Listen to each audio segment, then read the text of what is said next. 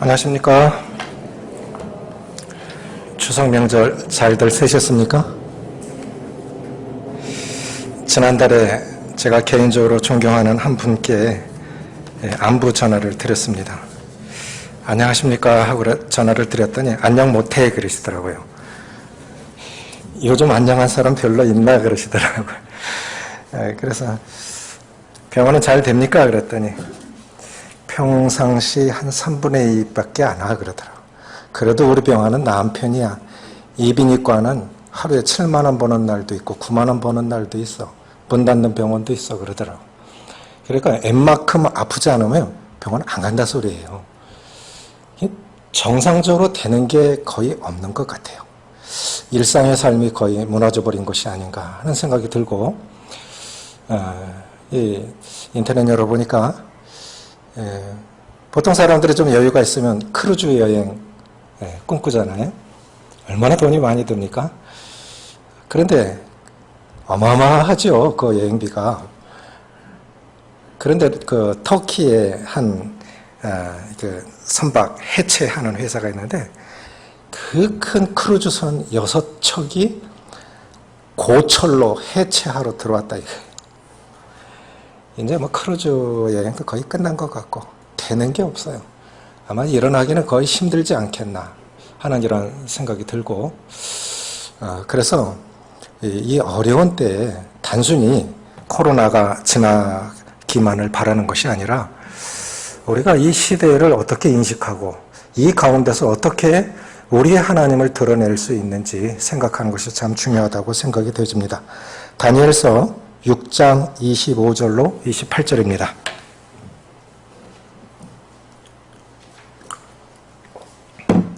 구약성경 1244쪽 다니엘서 6장 24절부터 27절 같이 읽겠습니다. 같이 읽습니다. 시작. 왕이 말하여 다니엘을 참수한 사람들을 끌어오게 하고 그들을 그들의 처자들과 함께 사자굴에 던져 넣게 하였더니 그들이 굴 바닥에 닿기도 전에 사자들이 곧 그들을 움켜서 그 뼈까지 부서뜨렸더라. 이에 다리오 왕이 온 땅에 있는 모든 백성과 나라들과 언어가 다른 모든 사람에게 조서를 내려 이르되 원하건대 너희에게 큰 평강이 있을지어다. 내가 이제 조서를 내리노라. 내 나라 관할 아래에 있는 사람들은 다 다니엘의 하나님 앞에서 떨며 두려워할지니 그는 살아계시는 하나님이시요 영원히 변하지 아니하실 이시며 그의 나라는 멸망하지 아니할 것이요 그의 권세는 무궁할 것이며 그는 구원도 하시며 건져내기도 하시며 하늘에서든지 땅에서든지 이적과 기사를 행하시는 이로써 다니엘을 구원하여 사자의 입에서 벗어나게 하셨음이라 하였더라. 삶으로 증명하라는 제목으로 말씀을 드리고자 합니다. 코로나 시대를 맞아서 모두가 힘든 시기를 지나고 있습니다. 그러나 답은 항상 성경에 있는 것 같습니다. 그래서 로마서 4장 3절에 보면 성경이 무엇을 말하느냐? 이것은 복음만이 아니라 모든 상황 가운데서 모든 사람에게 모든 시대마다 답은 항상 하나님이십니다. 왜냐하면 하나님 인생의 주관자시오 세상의 통치자이시고 주관자이시기 때문에 항상 답은 성경에 있습니다. 그래서 어려울수록 성경을 열어야 됩니다. 방황하는 사람들, 어려워하는 사람들 성경 안 봐요. 하나님 안 찾습니다. 하나님께 답이 있고 성경에 답이 있습니다. 신앙생활의 궁극적인 목적은 죽어서 천국 가는 게 아닙니다. 언젠가 죽어요. 죽으려고 안 해도 다 죽어요. 그런데 사람들은 보통 이제 힘들면 주님 나라 빨리 갔으면 좋겠다. 아무 일 없으면 여기가 좋사오니 뭐 천국과 죽음 왔다 갔다 그런 게 아니에요. 신앙의 궁극적인 목적은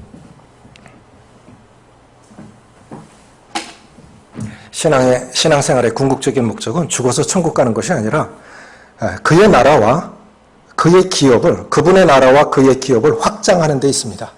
그리스도의 제자가 되었다고 하는 뜻은 그분을 따른다는 뜻이고 그분을 닮아간다고 하는 뜻이고 그분을 증거한다는 뜻입니다. 그런데 성경에 보면 제자라는 단어와 전파라는 단어가 쌍을 이루어 나오는 경우가 많습니다.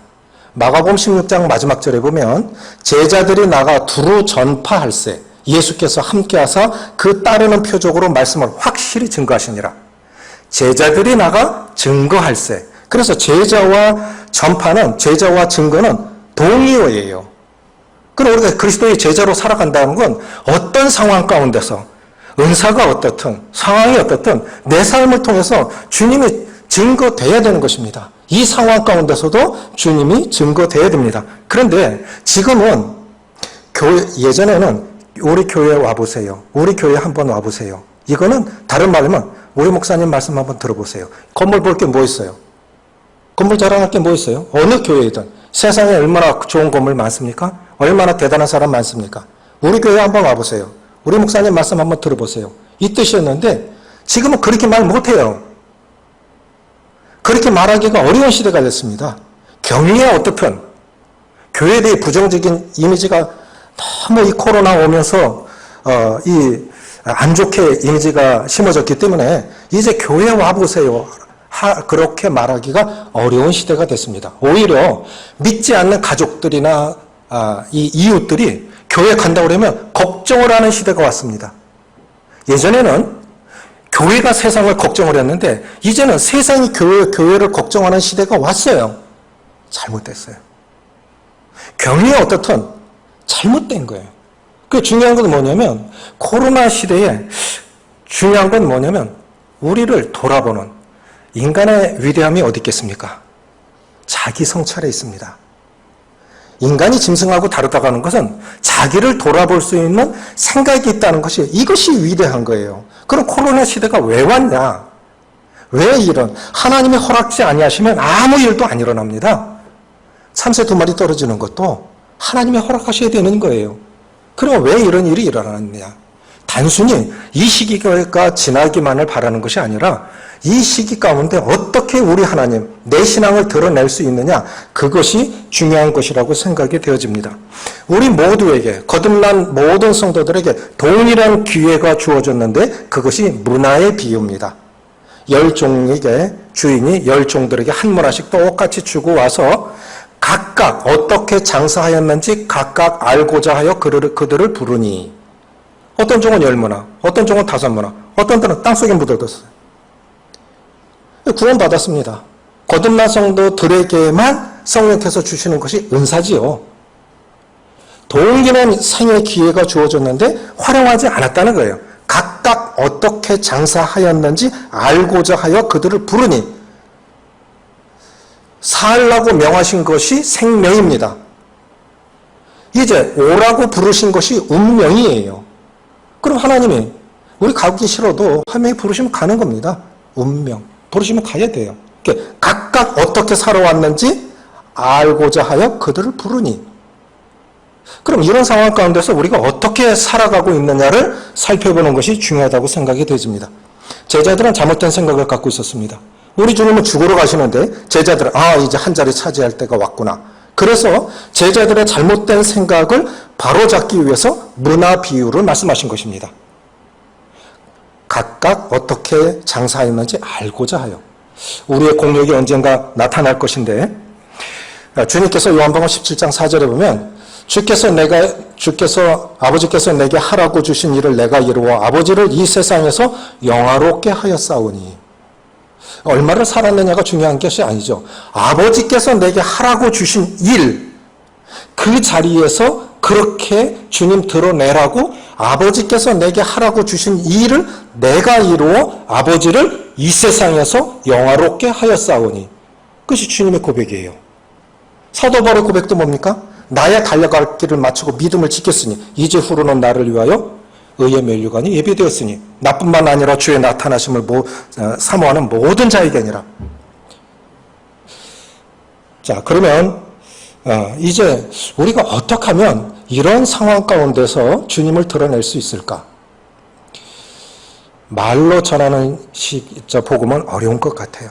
순수했던 시대는요, 요한복음 3장 16절만 전해도 구원받았습니다.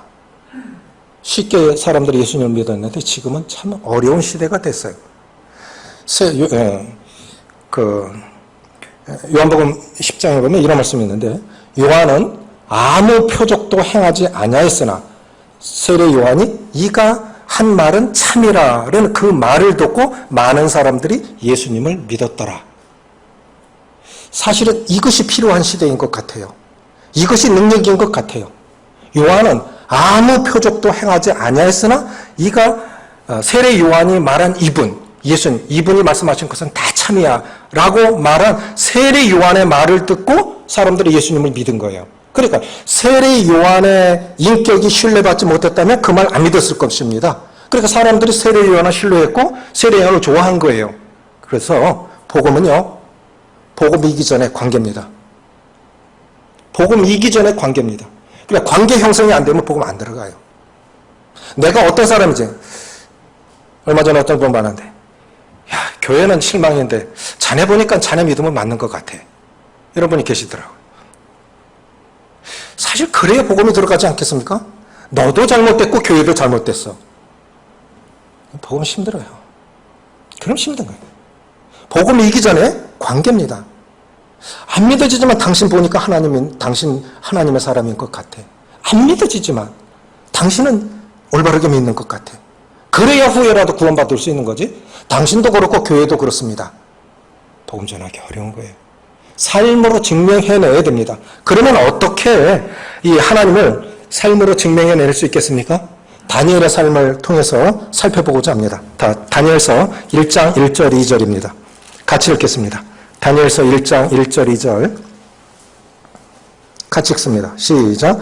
유다왕 여호야김이 다스린 지 3년이 되는 해에 바벨론 왕 느부갓네살이 예루살렘에 이르러 성을 에워쌌다니 주께서 유다왕 여호야김과 하나님의 전 그릇 얼마를 그의 손에 넘기시매 그가 그것을 가지고 신할 땅 자기 신들의 신전에 가져다가 그 신들의 보물 창고에 두었더라. 그의 손에 누가 넘기신 거예요? 성전의 이 기구들을 누가 넘기신 겁니까? 하나님께서 이스라엘 망하게 허락하셨어요. 성전 무너지도록 허락하셨어요. 이스라엘 사람들은 하나님은 어디 계시냐? 성전에 계시지. 성전이 무너졌습니다. 하나님의 백성이 망해서 나라 잃고 성전 무너지고 포로로 잡혀갔습니다. 누가 허락하신 겁니까? 여호와께서 성전 기구를 바벨론으로 가져가도록 허락하신 거예요. 그럼 하나님이 성전 기구를 옮겨가도록 허락하셨으면 옮겨오게 하시는 분도 하나님이시죠. 아니십니까? 그 일을 허락하셨다면 그 일을 회복하게 하시는 분도 하나님이십니다. 그러니까 우리가 알아야 할 것은 뭐냐면 우리가 예수 그리스도를 믿는다고 했을 때 예수님을 그리스도로 믿는 것은 주와 구주로 영접한 것입니다. 주인이 바뀐 거예요. 구원 받았을 뿐만 아니라 주인이 바뀐 거예요. 그래서 신앙생활에 있어서 가장 중요한 것이 뭐냐면 따라해 보십시오. 주제권 인정. 이것을 이루어가는 과정이 성화의 과정이고 신앙생활의 성장과 성숙의 과정입니다. 완전한 사람은 없어요. 그러나 정말 성격 저 사람 참 별난 사람인데 어쨌든 말씀에 복종하려고 성령께 굴복하려고 애쓰는 게 보여요. 그러면 그 사람의 삶을 보고 주님을 따라가요. 성격으로 하면 가만히 안 있어야 할 사람이에요. 그런데 쳐서 복종시키니까 몸도 병나고 마음도 병나고 그걸 애쓰는 거예요. 우린 나름대로의 성격과 기질과 성향이 다 있죠. 잘 안 바뀌어요. 그런데 어쨌든 내 안에서 하나님의 주인이시라고 고백하기 위해서 그렇게 따라간단 말이죠. 그 나라에 태어나게 하신 것도 하나님 뜻입니다. 이 시대에 태어나게 하신 것도 하나님의 뜻입니다. 코로나 시대를 살아가게 하시는 것도 하나님의 뜻입니다. 코로나 학번들 참 안 됐지요. 꿈에 부풀어서 캠퍼스를 거닐면서 좀 자유를 만끽해야 되는데 학교 2번 가본 학생들도 있대요. 학비는 내고 코로나 수험생들 도대체 어떻게 준비해야 할지를 몰라요. 이 은행이가 지금 고3 담임하고 있는데 자기도 힘들고 아이들도 힘들고 도대체 뭘 어떻게 해야 될지도 모르는 거예요. 자, 이 코로나 시대를 살아가게 하시는 것도 하나님의 뜻입니다. 그래서 하나님의 이 주제권 인정은 참 중요한 것입니다. 다니엘이 살던 시대에 그래서 이 그리스도인의 영적인 상태는 이런 것으로도 알 수가 있어요. 시대 인식. 그 사람이 시대를 어떻게 인식하고 있느냐. 시대 인식, 또 더 중요한 건 연대 인식. 따라해 보십시오. 우리라고 말해야 됩니다. 우리라고 말해야 돼요. 자, 이건 지금 누구 때문에 이런 나라가 망한 것입니까? 다니엘 보십시오. 민족적으로는 망했는데 개인적으로 승리했습니다. 그런데요, 성경 살펴보면 이스라엘 나라 역사 가운데 가장 어두웠던 시기가 애굽의 시기는 민족이 만들어지는 과정이었기 때문에 나라라고 안 보는 거예요. 가나안 땅에 들어간 이후부터 이스라엘 나라 역사 가운데 가장 어두웠던 시기는 바벨론 70년 포로 생활입니다. 그런데 어두울 때 빛을 발하기 마련이에요. 대선지서, 소선지서 17권이 그 기간에 쓰여진 거예요. 다니엘, 또 스룹바벨, 에스라, 예레미야, 이 수많은 선지자들이 그때 왕성하게 활동했던 거예요. 빛이 발할수록, 그래서 그리스도인들은 어느 때이건 빛이어야 되고 희망이어야 합니다. 아멘이십니까? 내가 비록 부족할지라도 이 시대를 살아가게 하시는 건, 오늘 이 코로나 시대를 살아가게 하시는 건 이 시대 가운데서 빛을 내라고 하는 거예요. 사명제로 살아가려고 하는 것입니다. 그래서 허락하신 거예요. 느헤미야는 이렇습니다. 느헤미야는 이 제국의 총리였습니다. 부러울 것이 없어요. 자, 자기는 지금 이방 나라 이역만리에 떨어져 있고, 근데 동생을 보냈어요. 어떻게 살더냐? 형제들이 어떻게 살더냐? 성문은 불탔고 백성들은 환난을 당하고 너무너무 정말 고생스러운 삶을 삽니다. 3일 동안 울면서 금식하며 기도하지요. 그래서 왕의 재가를 얻어서 와서 성을 재건하기 시작하는데, 어떻게 시작하면 우리가 당한 이 공경은 너희가 아는 바라.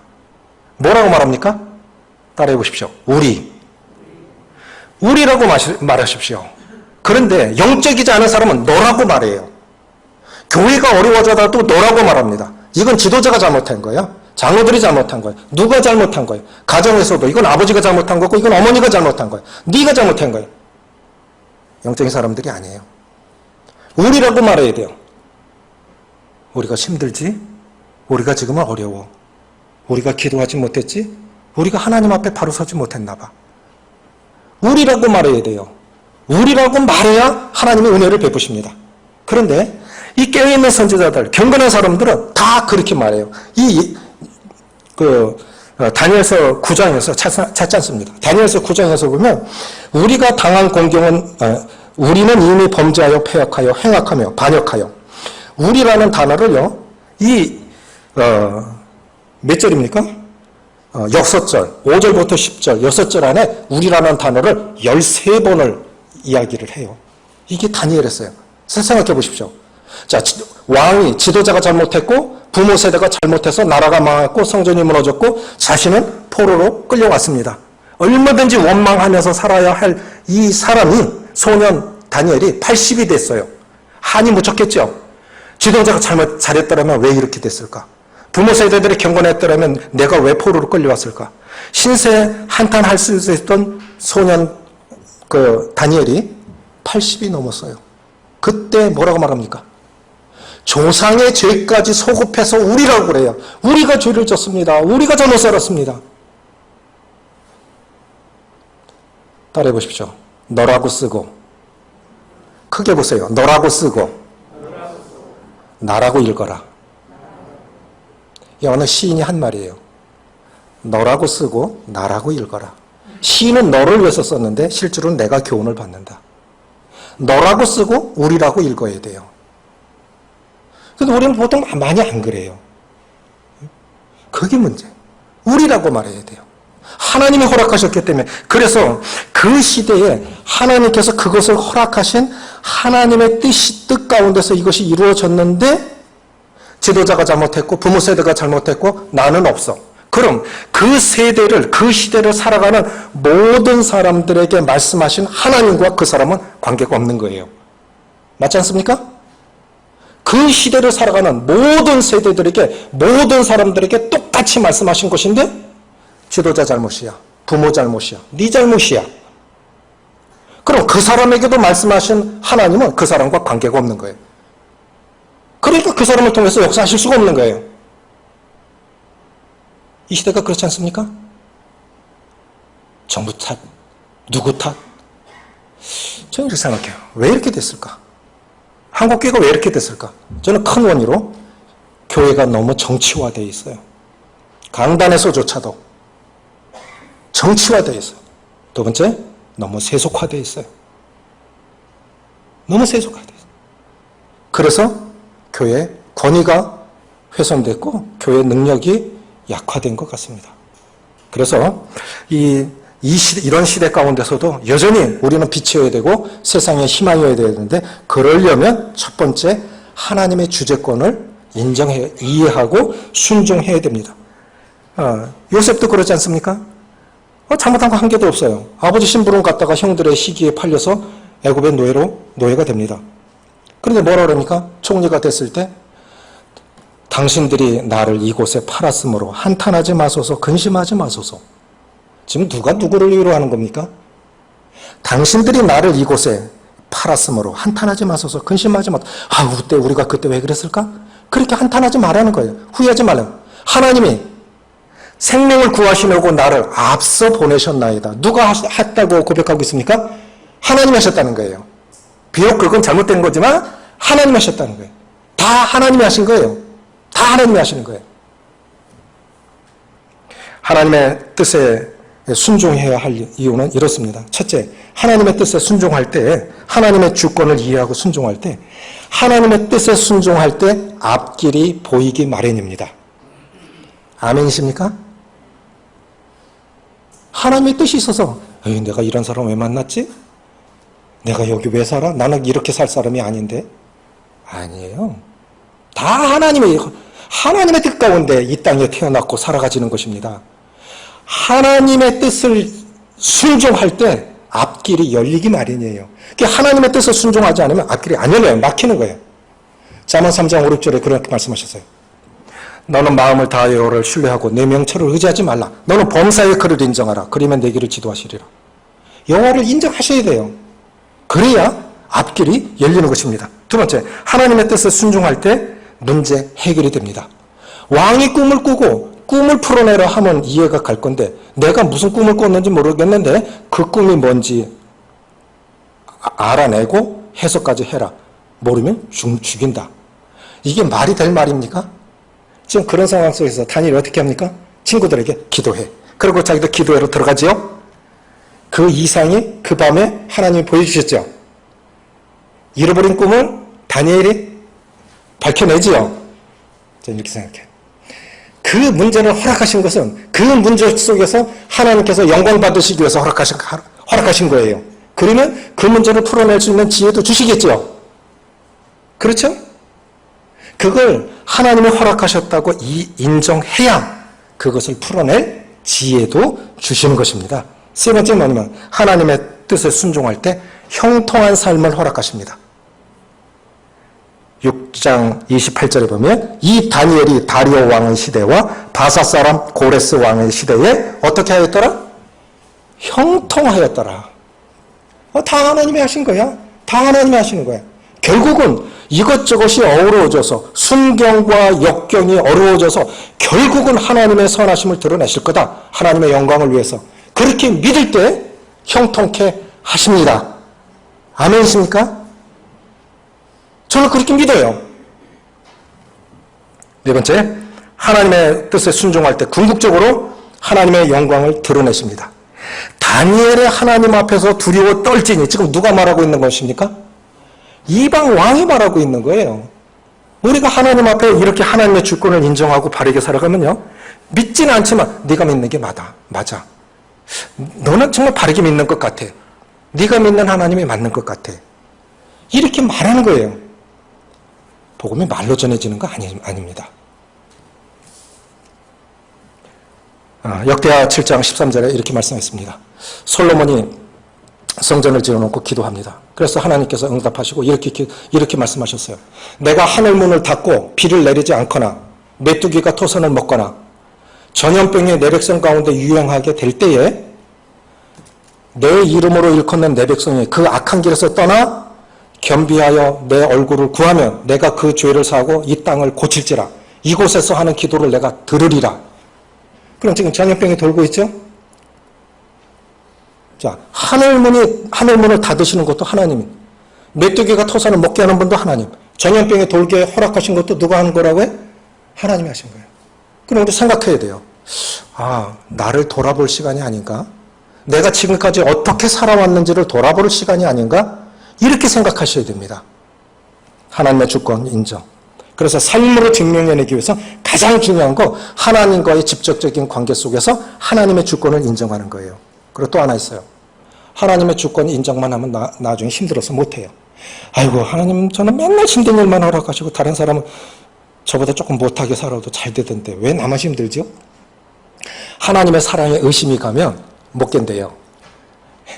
이건 주권 인정만으로 안 돼요. 주권 인정만으로 안 돼요. 하나님의 사랑에 의심이 가면 못 견딥니다. 그런데 로마서 8장 31절에 사망이나 생명이나 혹 칼이냐 그 어떤 것이라도 예수 그리스도 안에 있는 하나님의 사랑에서 끊을 수 없으리라. 사망을 포함한 모든 어떤 것도 그리스도 안에 있는 하나님의 사랑에서 끊을 수 없다는 거예요. 아, 하나님 나 사랑하셔. 힘들지만 비록 이 힘든 시기를 거치게 하시지만 하나님 나 참 사랑하셔. 이거를 이해하게 될 때 힘을 얻게 되는 것입니다.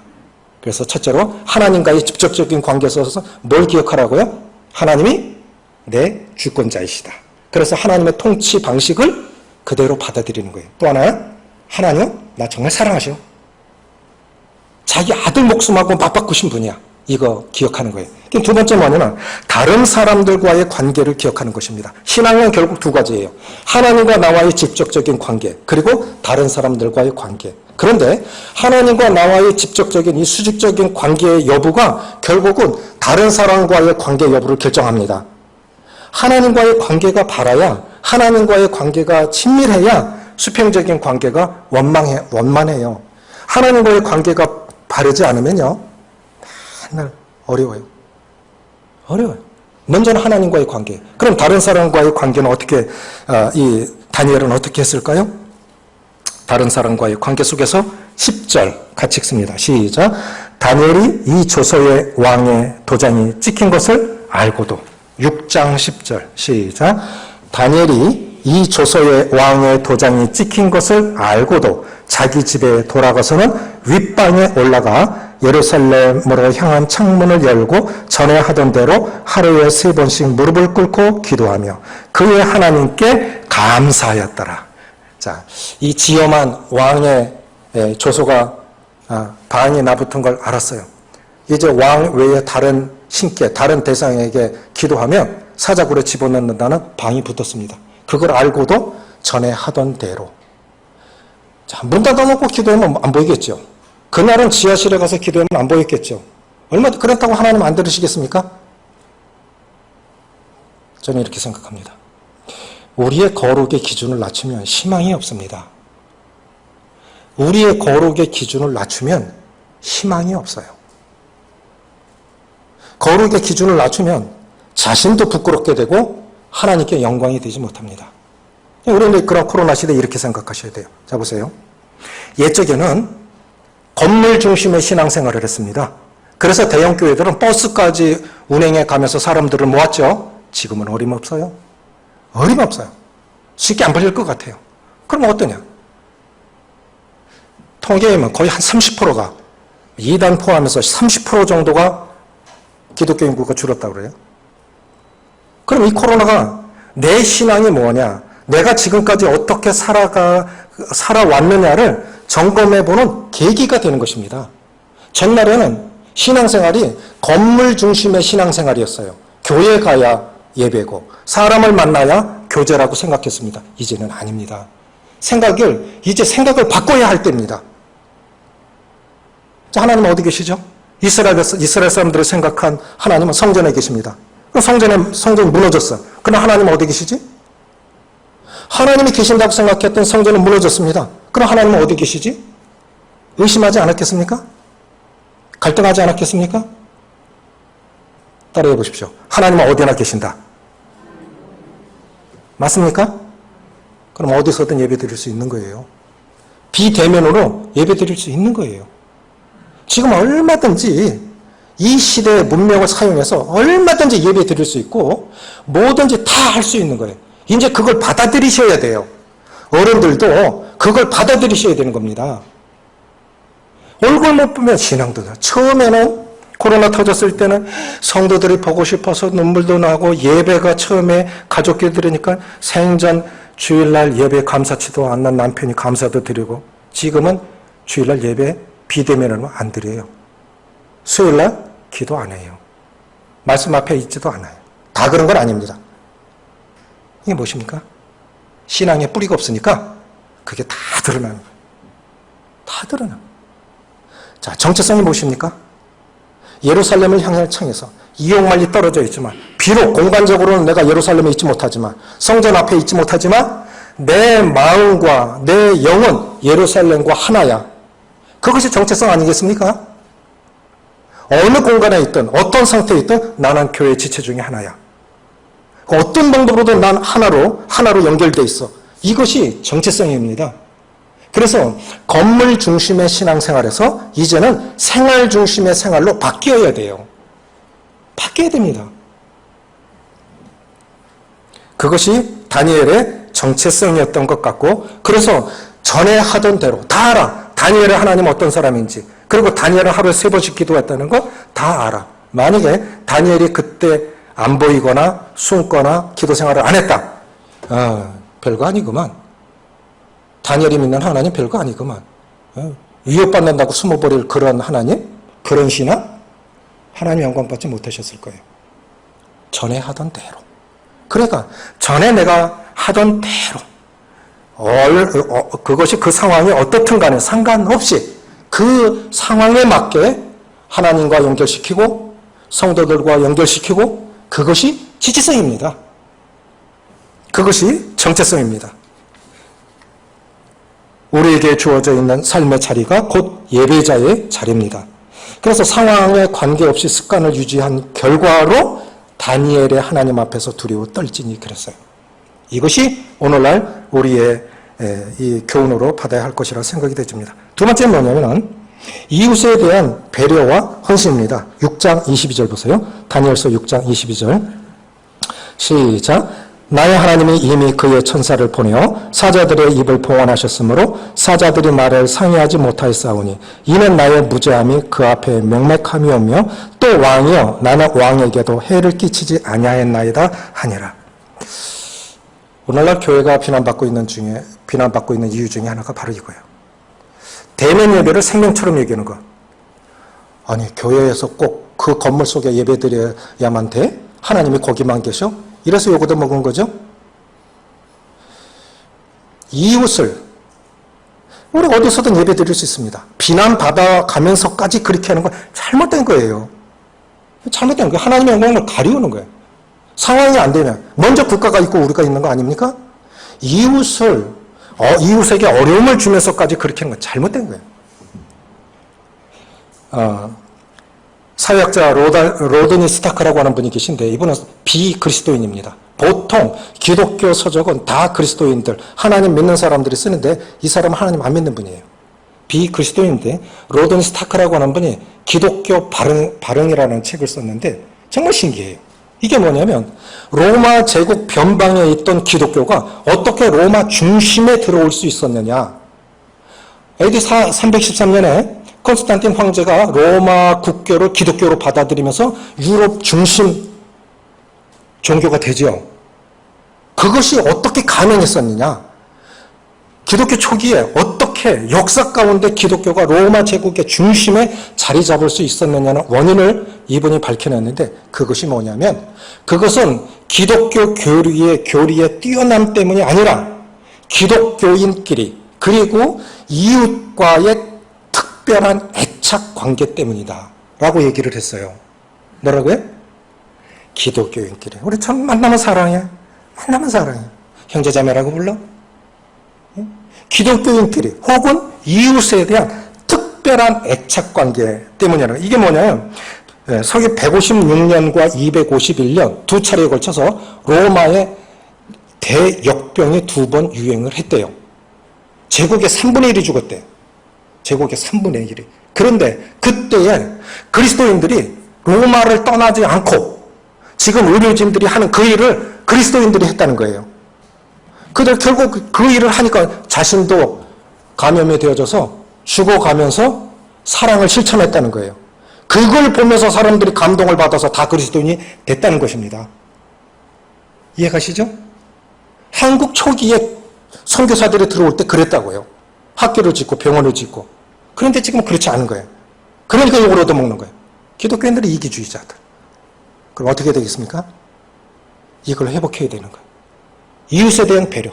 성실은 기본이고 왕에게도 내가 손해 끼칠 일은 안 했습니다.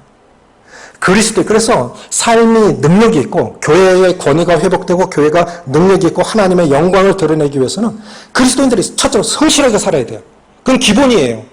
나는 왕에게도 손해 끼칠 일은 안 했습니다. 두 번째, 그걸 뛰어넘는 배려와 헌신과 희생, 이것만이 복음의 능력이라고 생각이 되십니다. 이것이 지금 필요한 시대라고 그렇게 생각이 되어집니다. 고종 황제의 아들 순종과 함께 왕궁에서 공부를 하고 풍기 군수까지 지냈던 왕손이 이재용이라고 하는 분이 계신데, 이분이 이제 한일 합방이 되고 나니까 세월을 한탄하면서 그냥 유랑을 떠나요. 말 한 필 끌고 유랑을 떠나요. 그런데 마부, 엄용수라고 하는 그 마부들을 용수라고 불렀대요. 엄용수라고 하는 분이 이 이재용 이 왕손의 말을 끌고 가는데, 나으리, 내가 믿는 예수님 믿으시죠? 그러니까 이 이재용 왕손이 뭐라 그러냐면 기분이 나쁜 거예요. 놈이 뭐? 나한테 나으리 이 서양 귀신을 믿으라고? 야, 그러면 네가 예수를 믿으면 네가 양반이 된다더냐? 하고 핀잔을 주었답니다. 그러니까 이 엄용수라는 분이 뭐라고 그랬냐면, 나으리, 예수 믿는 도리는 그게 아닙니다.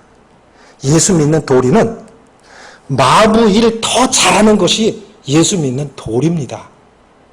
그러니까 하고 있는 일을 더 잘해서 그 일을 통해서 예수님을 드러내는 게 그게 진짜 예수 믿는 도리라는 거예요. 그래서 마부가 전해준 복음을 듣고 이분이 예수님을 믿어서 목사가 돼요. 그것이 서울 승동교회의 역사랍니다. 왕손, 유일하게 왕손이 목사가 된 분이 그 이재용 목사님이라는 거예요. 그게 우리 초기에 있었던 일이에요. 그러면 어떤 이유로든 우리는 성실하게 살아야 돼요. 이웃에게 배려와 희생. 우리는 보이지 않는 하나님을 믿습니다. 안 믿는 사람들은 하나님을 믿는 우리를 보고 예수님을 믿습니다.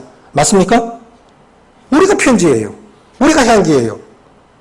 그러면 이 코로나 시대에 우리보다 더 험악한 세월을 살았던 그 시대를 살았던 다니엘의 삶을 통해서 우리는 도전을 받아야 할 것입니다. 첫째, 하나님의 주재권 인정. 그리고 죽음을 포함한 어떤 것도 그리스도 안에 있는 하나님의 사랑에서 끊을 수 없다. 아무리 힘들지만 하나님 나 사랑하셔. 두 번째, 그것을 토대로 해서 이제 이것이 수평적인 관계로 다른 사람과의 관계로 나타나야 돼요. 그것이 나는 그리스도인이야. 나는 그리스도인이야. 비록 세상이 그렇게 교회를 비난할지라도 나는 하나님 믿는 사람이야. 움츠려들지 마시고 난 하나님 믿는 사람이야. 그리고 더 많이 나타내고 손해보고 사랑 베풀면서, 그래서 우리의 하나님, 작게나마 내 하나님의 증거가 되어서 하나님의 영광이 되어줬으면 좋겠습니다. 기도하시겠습니다. 아버지 하나님, 현재 우리는 코로나 바이러스 사태로 인하여 어려운 시기를 지나고 있으나 그 모든 것을 허락하신 하나님의 통치 방식에 순종하길 바라오며 동안 저희들의 믿음이 어떠했는지를 살펴보는 기회가 되어지길 원합니다. 이유 없이 목적 없이 허락하신 일이 없으실진데 고난한 귀머거리 인생들에게 하나님께 돌아오라고 큰 소리로 말씀하시는 것이라고 했사오니 이제 저희들의 몸과 마음이 주를 향하길 원합니다. 어디서 떨어졌는지를 생각하게 하시고 오늘날 저희들에게 허락하신 모든 상황을 하나님의 주권으로 받아들이고 어떤 상황 속에서도 결코 떨어질 수 없는 예수 그리스도 안에 있는 사랑을 이해할 수 있도록 도와주시오며 하나님을 믿는 우리 삶이 안 믿는 사람들이나 이웃들이 보기에도 반듯하고 아름다워 사람들이 우리를 신뢰함으로 우리가 전하는 하나님의 말씀, 우리가 전하는 예수님을 의심 없이 받아들이고 영접함으로 그들도 구원함을 받고 우리처럼 복된 삶을 살아가는 은혜가 임할 수 있도록 도와주시기를 원하오며 우리 주 예수님의 이름으로 기도합나이다. 아멘.